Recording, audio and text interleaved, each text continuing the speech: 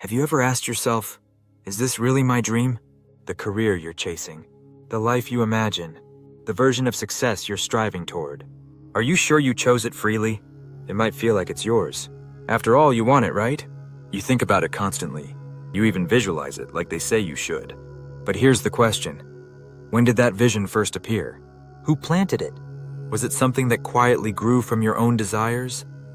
Or something that was shown to you over and over again until it started to feel like your own? In a world where algorithms know you better than your closest friends, it's worth asking, whose dream are you really chasing? Social media wasn't built to reflect your goals. It was built to shape them, to hijack your attention, one scroll at a time. And it's incredibly good at it. There's no villain in a dark room pulling levers, just code. Lines written to detect what holds your gaze for a split second longer than usual. What makes your thumb pause. What you return to, even when you tell yourself it's meaningless. And then with surgical precision, it feeds you more of it. Not because it's what's good for you, but because it's what keeps you looking. The longer you look, the more you stay. The more you stay, the more it learns. And the more it learns, the better it becomes at reshaping what you think you want. This is how your goals begin to drift. At first, it's subtle. A video about waking up at 5 a.m. makes you wonder if your morning routine is lazy. An influencer talking about passive income makes you question your job. A perfectly staged photo of someone meditating in Bali makes your apartment feel small, boring.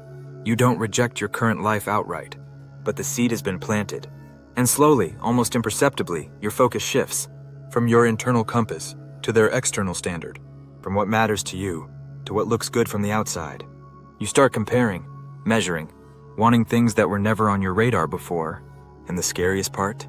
You don't even notice it happening, because comparison wears a very convincing mask. It looks like ambition. It sounds like inspiration.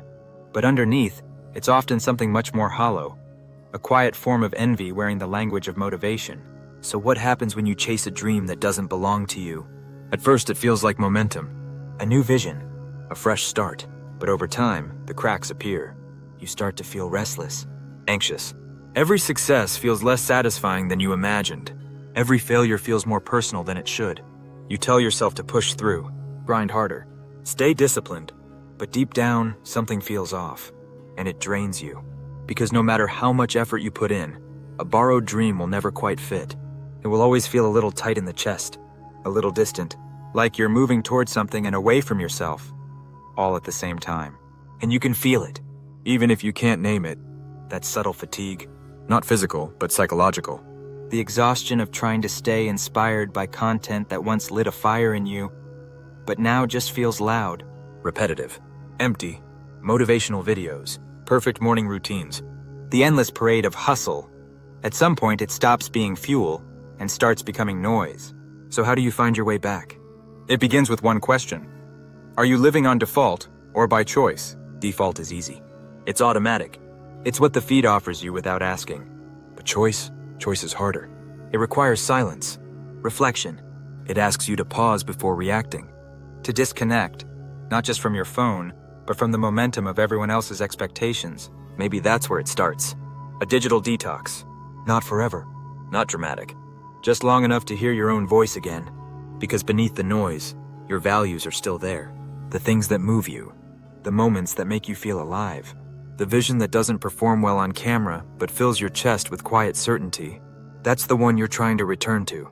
And when you do, when you begin living from that place, the world starts to look different. You stop chasing and start choosing. You stop comparing and start creating. You stop shouting and start listening to yourself. But it's not easy. Because the moment you step off the treadmill, the noise gets louder. The pressure returns. The world keeps shouting what you should want. And in those moments, you'll need to remember, if you don't choose your dream, someone else will choose it for you. And they already have the tools to do it. So no, you don't need to turn off your phone forever. You don't need to abandon the internet. But you do need to turn down the volume of everyone else's voice until you can finally hear your own. And when you do, something quiet but powerful will begin to rise. Not the algorithm's suggestion, not a recycled version of success, but something real, yours.